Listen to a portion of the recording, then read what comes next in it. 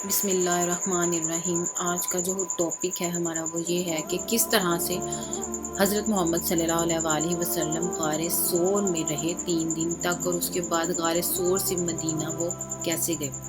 غار ثور میں نبی پاک صلی اللہ علیہ وآلہ وسلم اور حضرت ابو بکر صدیق رضی اللہ عنہ 3 دن تک رہے۔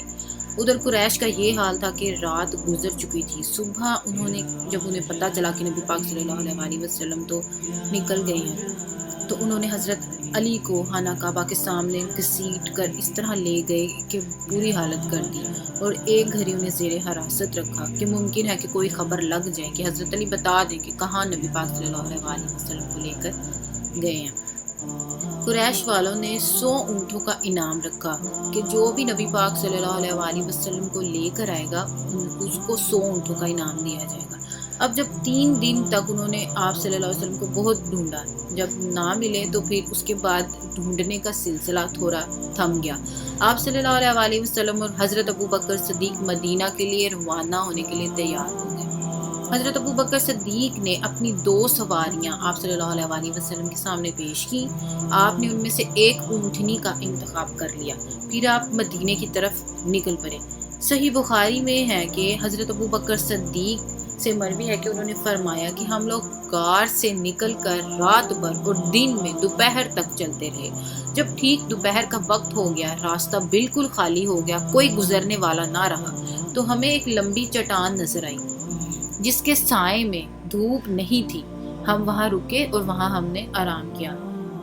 حضرت ابو بکر صدیق نے اپنے ہاتھوں سے نبی پاک صلی اللہ علیہ وآلہ وسلم کے سونے کے لیے جگہ برابر کی، اور پھر ان کو وہاں پہ کہا کہ اے اللہ کے رسول، آپ یہاں سو جائیں اور میں آپ کی نگرانی کروں گا۔ اتنے میں وہاں ایک بکریاں چرانے والا آیا جو آرام کے لیے ٹھہرنا چاہ رہا تھا۔ وہ وہاں پہ رکا تو حضرت ابو بکر صدیق نے ان سے پوچھا کہ کیا تمہارے پاس کوئی بکری ہے جس میں تھوڑا دودھ ہو؟ اس نے کہا ہاں، میرے پاس ایک بکری ہے۔ پھر حضرت ابو بکر صدیق نے اس بکری کا دودھ دھویا اور نبی پاک صلی اللہ علیہ وآلہ وسلم کو پیش کیا۔ انہوں نے وہ دودھ نوش فرمایا اور پھر وہ مدینہ کے لیے روانہ ہو گئے۔ اس سفر کے دوران حضرت ابو بکر صدیق کبھی نبی پاک صلی اللہ علیہ وآلہ وسلم کے آگے رہتے تھے، کبھی نبی پاک صلی اللہ علیہ وآلہ وسلم کے پیچھے رہتے تھے۔ یعنی جب انہیں یہ محسوس ہوتا تھا کہ کہیں آگے سے نہ کوئی خطرہ آ جائے تو وہ آگے ہو جاتے تھے، جب انہیں یہ لگتا تھا کہ کہیں پیچھے سے نہ کوئی حملہ کر دے تو وہ پیچھے ہو جاتے تھے۔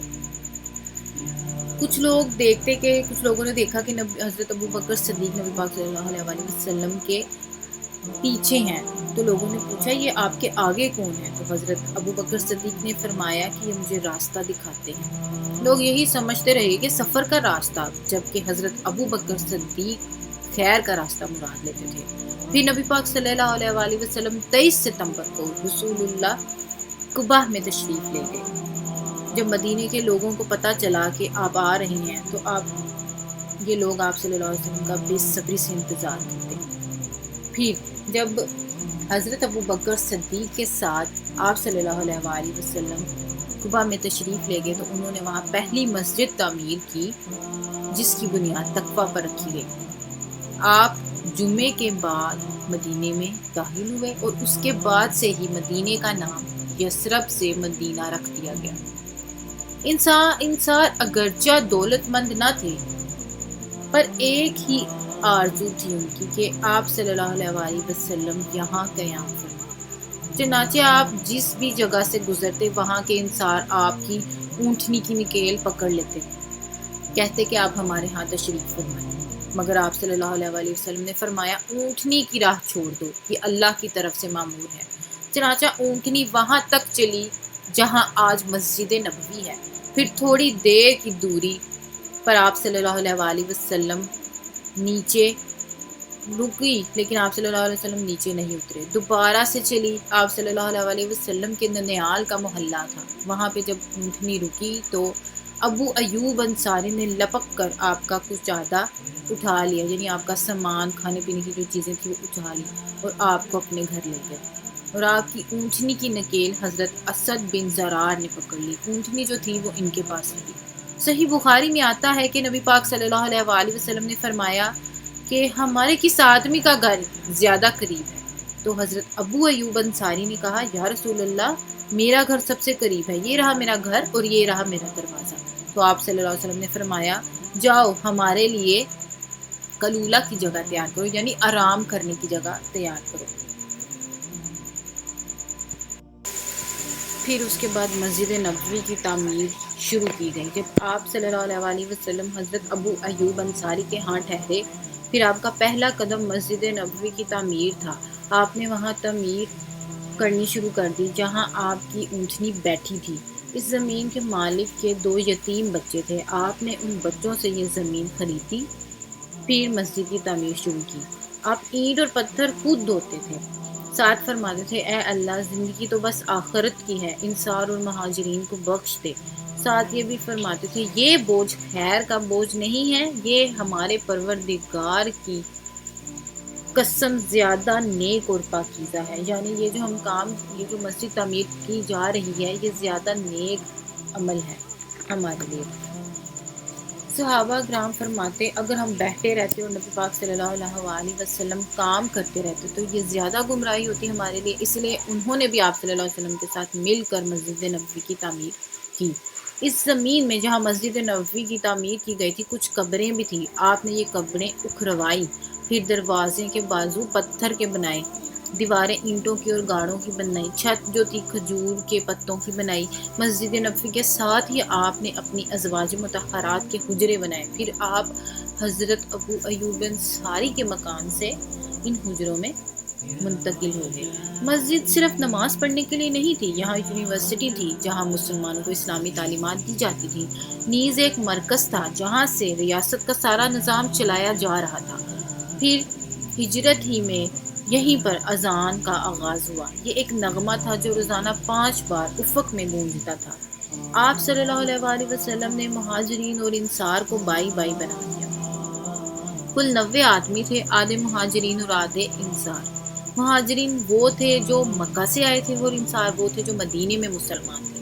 بھائی چارے کی بنیاد یہ تھی کہ دونوں ایک دوسرے کے وارث ہوں گے، آپس میں ایک دوسرے کی مدد کریں گے۔ پھر آپ صلی اللہ علیہ وسلم نے اس طرح سے ایک نئے معاشرے کی بنیادیں بنائی۔ ایک صحابی نے آپ صلی اللہ علیہ وسلم سے دریافت کیا کہ یا رسول اللہ اسلام میں وہ کون سا عمل سب سے بہترین ہے؟ آپ صلی اللہ علیہ وسلم نے فرمایا تم کھانا کھلاؤ اور جس کو تم جانتے ہو جس کو تم نہیں جانتے ان سب کو سلام کرو۔ پھر آپ نے فرمایا اے لوگو سلام پھیلاؤ، کھانا کھلاؤ، صلہ رحمی کرو، رات میں جب لوگ سو رہے ہوں تو نماز پڑھو، جنت میں سلامتی سے داخل ہو جائے۔ آپ صلی اللہ علیہ وسلم نے کچھ باتیں تھیں جو کہ وہاں کے مسلمانوں کو سمجھائیں، وہاں کے مسلمانوں کو بتائیں۔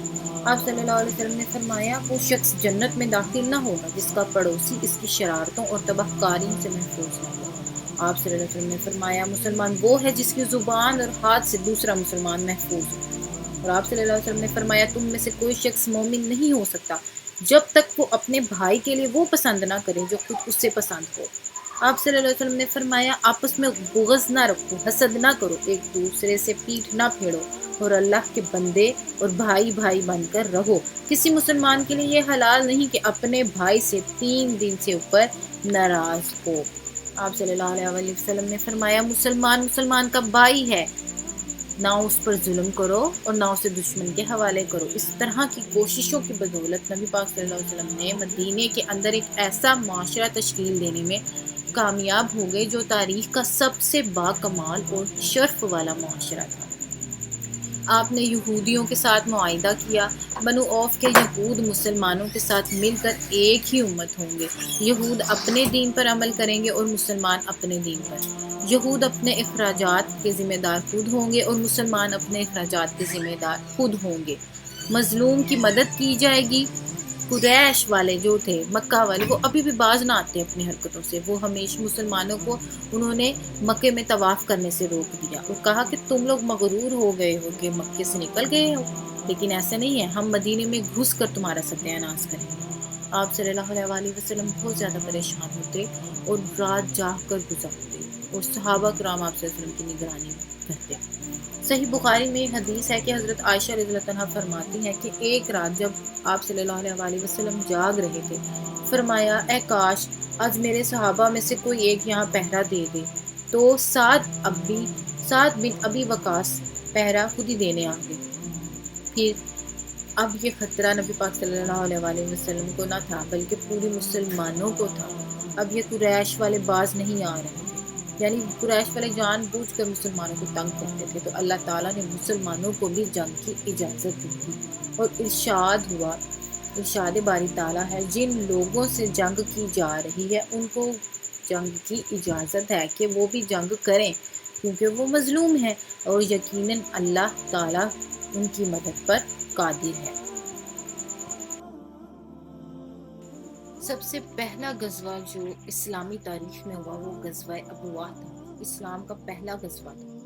اس کو غزوہ ودان بھی کہا جاتا ہے، جو کہ مکہ سے تقریباً 80 میل کے فاصلے پر واقع ہے۔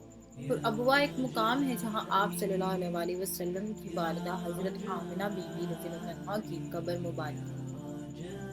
غزوہ ابواء صفر 2 ہجری اگست 623 عیسوی کو شروع ہوا اور اس کے لیے حضرت محمد صلی اللہ علیہ وآلہ وسلم کے ہمراہ 60 یا 70 مہاجرین شریک تھے،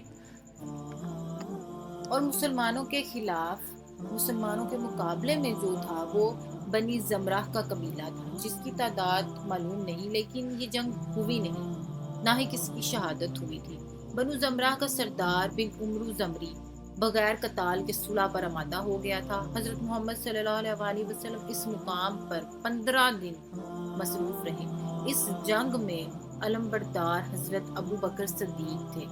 مسلمانوں کے لیے یہ صلح جنگ سے زیادہ بہتر ثابت ہوئی کیونکہ بنی زمرہ کا قبیلہ شارع شام پر آباد تھا۔ یہ مکہ مکرمہ، مکہ کو جانے والے جو تجارتین تھے، وہاں پہ تجارتی راستہ تھا بہت اہم، تو بنو زمرہ سے دوستی کے بعد اس پر مسلمانوں کا ہی قبضہ ہو گیا اور یہ مسلمانوں کے لیے بہت بڑی فتح تھی۔ غزوہ ابواء کے بعد غزوہ بوات واقع ہوا۔ یہ غزوہ ربیع الاول سن 2 ہجری میں پیش آیا۔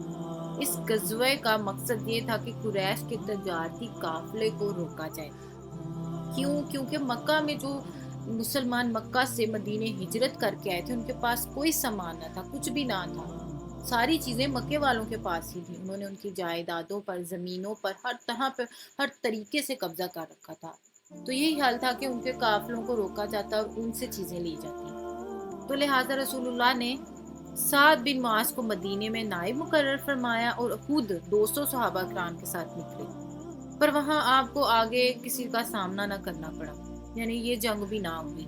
اس کے بعد اسی مہینے میں ایک اور غزوہ ہوا جس غزوہ کا نام صفوان تھا۔ اس میں زبن جابر فہمی نے مشرکین کی فوج کے ساتھ مدینے کی چراگاہ پر چھاپا مارا اور کچھ مویشی لوٹ لی۔ رسول اللہ صلی اللہ علیہ وآلہ وسلم 70 صحابہ کرام کے ساتھ بدر کے اعتراف میں واقع وادی صفوان تک تشریف لے گئے، لیکن ان کو وہاں پہ کوئی بھی نہ ملا اور جنگ نہ ہوئی۔